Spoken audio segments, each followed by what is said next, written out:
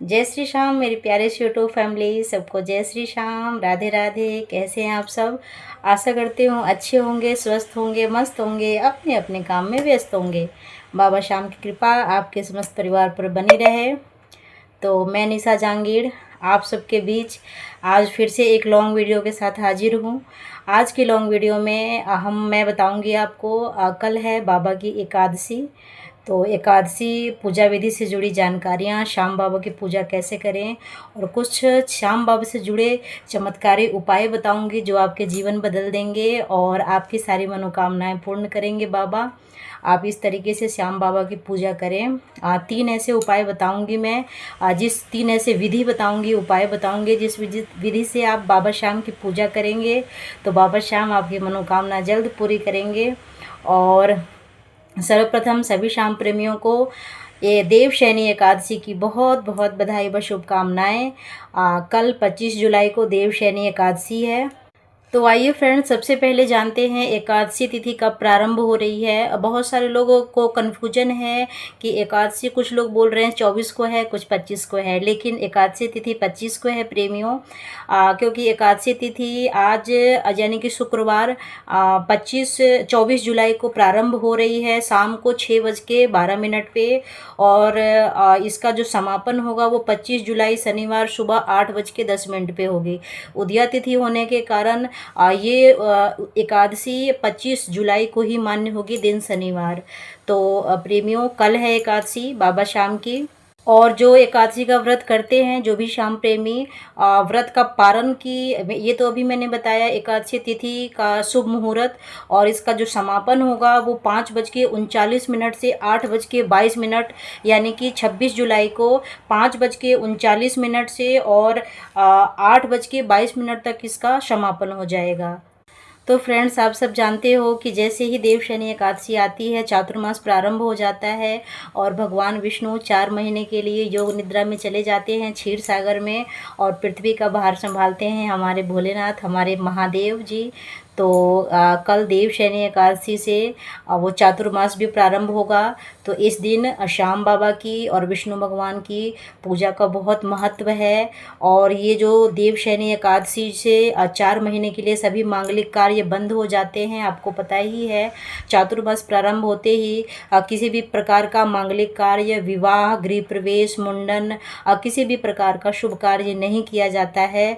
और 12 जुलाई ये जो है देव उठनी एकादशी से ये सारे मांगलिक कार्य शुरू हो जाते हैं, जब हमारे विष्णु भगवान योग निद्रा से जगते हैं। तो फ्रेंड्स, अब मैं आपको बताती हूँ कि आप अगर श्याम बाबा की पूजा करते हैं या विष्णु भगवान की भी पूजा करते हैं, आप जिनको भी कुछ लोग एकादशी में विष्णु भगवान की पूजा करते हैं, कुछ श्याम बाबा की करते हैं, सब एक ही हैं। चाहे श्याम बोलो, राम बोलो, विष्णु भगवान बोलो, सब एक ही हैं। तो आप सबसे पहले क्या करें, जो श्याम बाबा की पूजा करते हैं वो श्याम बाबा को सबसे पहले आपको ब्रह्म मुहूर्त में उठना है, स्नान आदि से निवृत्त होके साफ और स्वच्छ कपड़े डाल लेने हैं।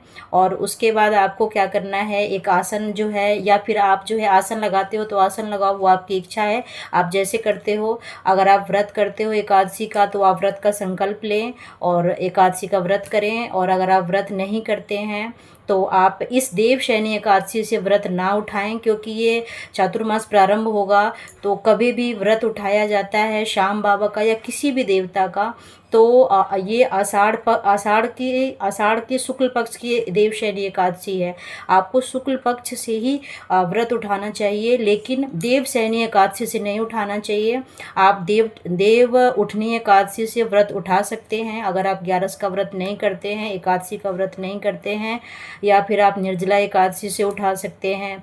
या फिर आप अगर नहीं उठा सकते निर्जला एकादशी या देवशयनी एकादशी से, तो आप किसी भी शुक्ल पक्ष की एकादशी से, जो बड़ी 11 होती है, वैसे तो सभी बड़ी होती हैं, तो आप शुक्ल पक्ष की एकादशी से बाबा श्याम का एकादशी का व्रत, 11 का व्रत उठा सकते हैं। तो सबसे पहले फ्रेंड्स आप क्या करें, सुबह ब्रह्म मुहूर्त में उठें, स्नान आदि से निवृत्त होके साफ स्वच्छ कपड़े डालें और उसके बाद बाबा शाम को पंचामृत से स्नान कराएं। दूध, दही, घी, शक्कर, शहद, पंचामृत में यही होता है, आपको पता ही होगा। तो सबसे पहले बाबा को पंचामृत से स्नान कराएं, खुद स्नान कर लें, फिर बाबा को पंचामृत से स्नान कराएं। अगर आपके पास प्रतिमा है तो उसे अच्छे से पोंछ लें, लेकिन अगर आपके पास मूर्ति है बाबा की तो आप उसको अच्छे से पंचामृत से स्नान कराएं। अगर आपके पास बाबा श्याम की छोटी मूर्ति नहीं है तो आप मैं अपनी शॉर्ट वीडियो में, लॉन्ग वीडियो में, लाइव में बाबा की बहुत सारी वो प्रोडक्ट लगाती हूँ, बाबा की खाटू श्याम की मूर्ति, तो आप वहाँ से परचेज़ कर सकते हैं। तो आप वहाँ से फ्लिपकार्ट से मेरे लिंक के माध्यम से आप टच करके और परचेज़ कर सकते हैं। मैंने बहुत सारी अपनी शॉर्ट वीडियो में, लाइव में, लॉन्ग वीडियो में बाबा श्याम की मूर्ति लगाई है, आप वहाँ से ख़रीद सकते हैं। ज़्यादा नहीं, 200, 250, 300 में मिल जाती है। तो आप बाबा को अच्छे से स्नान कराएं पंचामृत से और साफ स्वच्छ वस्त्र पहनाएं और उसके बाद बाबा को चंदन का तिलक बहुत प्रिय है, तो बाबा को चंदन का तिलक लगाएं। और तिलक लगाने के बाद, और अगर आपके घर में ठाकुर जी हैं, लड्डू गोपाल जी हैं, तो उन्हें भी आप पंचामृत से स्नान कराएं। और फिर आप क्या करें, गंगा जल डालें और पंचामृत, गंगा, दूध, दही, घी, शक्कर, शहद से स्नान कराएं, गंगा जल से स्नान कराएं। और फिर साफ स्वच्छ कपड़े डालें, कान्हा जी को, लड्डू गोपाल जी को, श्याम बाबा को, और फिर उन्हें मंदिर में विराजमान करें। श्याम बाबा को चंदन का तिलक बहुत प्रिय है, ठाकुर जी को चंदन का तिलक लगाएं। और फिर क्या करें, बाबा के सामने एक अखंड दीपक जलाएं। सबसे पहले अखंड दीपक जलाने की भी बहुत सारी विधि होती है, तो आप अगर बोलेंगे तो मैं उसके ऊपर कमेंट में आप बताएं, मैं उसके ऊपर भी पूरी एक प्रॉपर वीडियो बना दूंगी। तो सब बाबा के सामने एक अखंड दीपक जलाएं। दीपक आप घी का भी जला सकते हैं, तिल का भी, तिल के तेल का भी जला सकते हैं, वो आपके सामर्थ्य के ऊपर है कि आपका कितने सामर्थ्यवान है, उस हिसाब से आप जलाएं। अखंड दीपक 24 घंटे का भी कुछ लोग जलाते हैं, 3 दिन का, 11 दिन का, मनोकामना पूरी करने के लिए 21 दिन का, वो अपनी श्रद्धा है। तो कम से कम 24 घंटे का तो अखंड दीपक जरूर जलाएं बाबा के सामने। घी का नहीं होगा, संभव हो घी का, तो तिल के तेल का अवश्य जलाएं। और सबसे पहले अखंड दीपक के नीचे आसन दें, फूलों का आसन दें बाबा को। और अखंड दीपक कभी भी नीचे खाली नहीं जलाना चाहिए, या तो अनाज का या फिर फूलों का आसन दें और फिर अखंड दीपक जलाएं। बाबा को कच्चे दूध का भोग बहुत प्रिय है, तो मेरे बाबा को हो सके तो दोनों टाइम कच्चे दूध का भोग अवश्य लगाएं।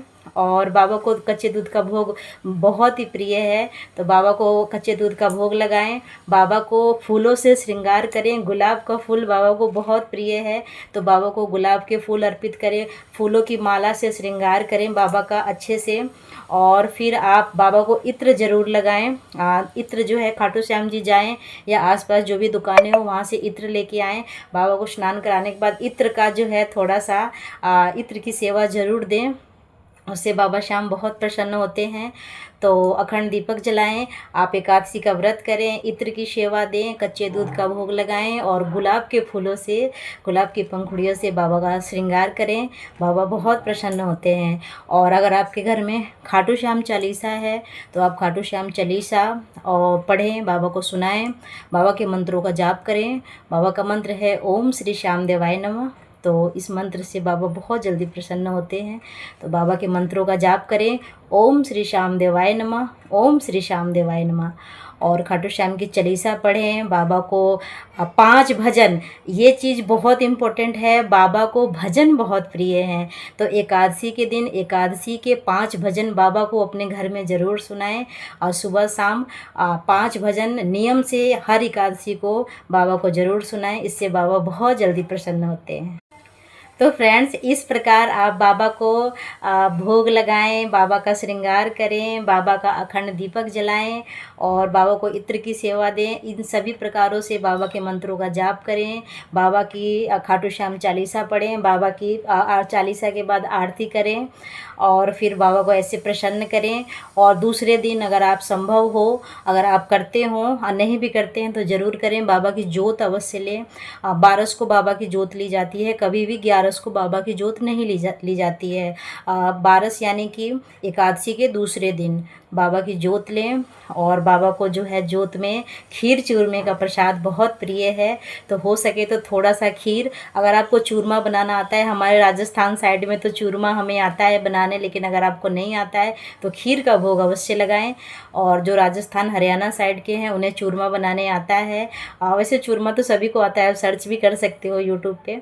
तो आप जो है बाबा को खीर चूरमे का भोग लगाएं, बाबा की जोत लें बारस के दिन, और बाबा से जो भी है अपनी मनोकामना कहें। बाबा को अगर आप अर्जी लगाना चाहते हैं तो अर्जी आप घर में भी लगा सकते हैं। वो आप 11 के दिन जब बाबा की पूजा करें तब बाबा को अर्जी लगाएं। अगर आपने अर्जी अभी तक नहीं लगाई है तो आप अर्जी भी लगाएं, घर में भी अर्जी लगा सकते हैं, ज़रूरी नहीं है श्याम बाबा के मंदिर में अर्जी लगाएं, तो आप घर में भी बाबा की अर्जी लगा सकते हैं। इसके ऊपर मैं प्रॉपर वीडियो बना दूंगी। आप कमेंट करें कि श्याम बाबा की अर्जी कैसे लगाएं, तो मैं इसके ऊपर भी लॉन्ग वीडियो बना दूंगी। और बाबा को ऐसे रिझाएं, बाबा तो हमारे भाव के भूखे हैं। और इस प्रकार से जैसे मैंने बताया आप श्याम बाबा की पूजा करें, बाबा आपकी मनोकामना ज़रूर पूरी करेंगे। मेरे लाइव में बहुत सारे जो हैं मेरे श्याम प्रेमी आते हैं, वो बोलते हैं हमें ये प्रॉब्लम है, हमें वो प्रॉब्लम है, हमारे बाबा सुनते नहीं हैं। बाबा सबकी सुनते हैं, पर हमने जो किया है वो हमें भुगतना पड़ता है। तो हमारे जो अच्छे या बुरे कर्म होते हैं इस जन्म के या पिछले जन्म के, वो तो हमें भुगतना पड़ेगा। बाबा किसी के साथ अन्याय नहीं करते हैं, पर कर्मों की सज़ा भुगतनी पड़ेगी। अच्छे कर्म करेंगे, बाबा को मनाएंगे, बाबा कभी तो सुनेंगे। तो ऐसे ही आप श्याम बाबा की पूजा करें और बाबा को रिझाएं, मनाएं। श्याम बाबा आपकी सारी मनोकामना पूर्ण करें। आशा करती हूँ मेरी ये वीडियो आपको पसंद आई होगी।